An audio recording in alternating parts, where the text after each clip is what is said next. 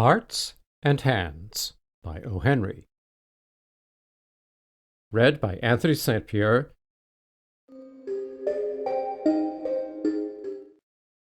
At Denver, there was an influx of passengers into the coaches on the eastbound B&M Express. In one coach, there sat a very pretty young woman dressed in elegant taste and surrounded by all the luxurious comforts of an experienced traveler. Among the newcomers were two young men, one of handsome presence, with a bold, frank countenance and manner, the other a ruffled, glum-faced person, heavily built and roughly dressed. The two were handcuffed together. As they passed down the aisle of the coach, the only vacant seat offered was the reversed one facing the attractive young woman. Here the linked couple seated themselves. The young woman's glance fell upon them with a distant, swift disinterest. Then, with a lovely smile brightening her countenance, and a tender pink tinging her rounded cheeks, she held out a little gray-gloved hand. When she spoke, her voice, full, sweet, and deliberate, proclaimed that its owner was accustomed to speak and be heard. "Well, Mr. Easton, if you will make me speak first, I suppose I must. Don't you ever recognize old friends when you meet them in the West?" The younger man roused himself sharply at the sound of her voice, seemed to struggle with a slight embarrassment, which he threw off instantly, and then clasped her fingers with his left hand. "It's Miss Fairchild," he said with a smile. "I'll ask you to excuse the other hand. It's otherwise engaged just at present."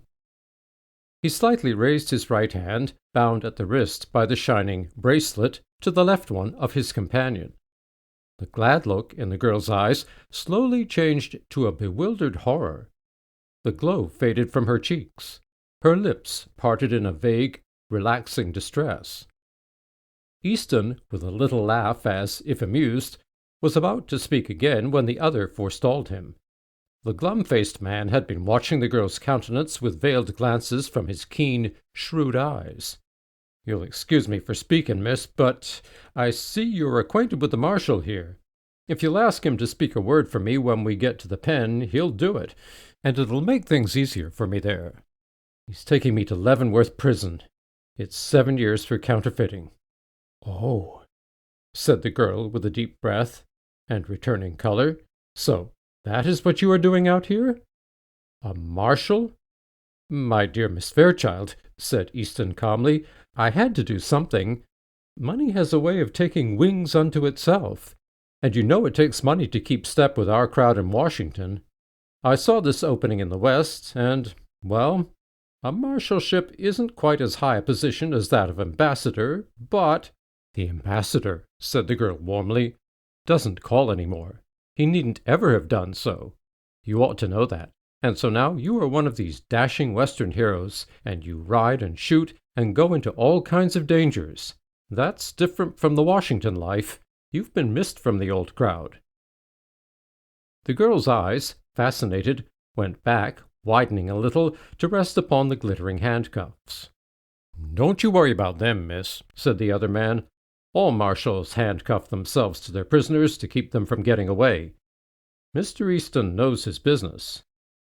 "Will we see you again soon in Washington?" asked the girl. "Not soon, I think," said Easton. "My butterfly days are over, I fear." "I love the West," said the girl irrelevantly. Her eyes were shining softly. She looked away, out the car window. She began to speak truly and simply, without the gloss of style and manner. "Mamma and I spent the summer in Denver. She went home a week ago because Father was slightly ill. I could live and be happy in the West. I think the air here agrees with me. Money isn't everything, but people always misunderstand things and remain stupid." "Say, Mr. Marshal," growled the glum-faced man, "this isn't quite fair. I'm needing a drink, and I haven't had a smoke all day. Haven't you talked long enough? Take me in the smoker now, won't you? I'm half dead for a pipe." The bound travelers rose to their feet, Easton with the same slow smile on his face.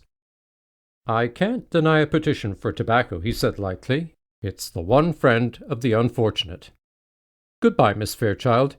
Duty calls, you know." He held out his hand for a farewell. "It's too bad you are not going east," she said, reclothing herself with manner and style. "But you must go on to Leavenworth, I suppose." "Yes," said Easton, "I must go on to Leavenworth." The two men sidled down the aisle into the smoker. Two passengers in a seat nearby had heard most of the conversation. Said one of them, "That Marshall's a good sort of chap. Some of these Western fellows are all right." "Pretty young to hold an office like that, isn't he?" asked the other. "Young?" exclaimed the first speaker. "Why? Oh, didn't you catch on? Say, did you ever know an officer to handcuff a prisoner to his right hand?"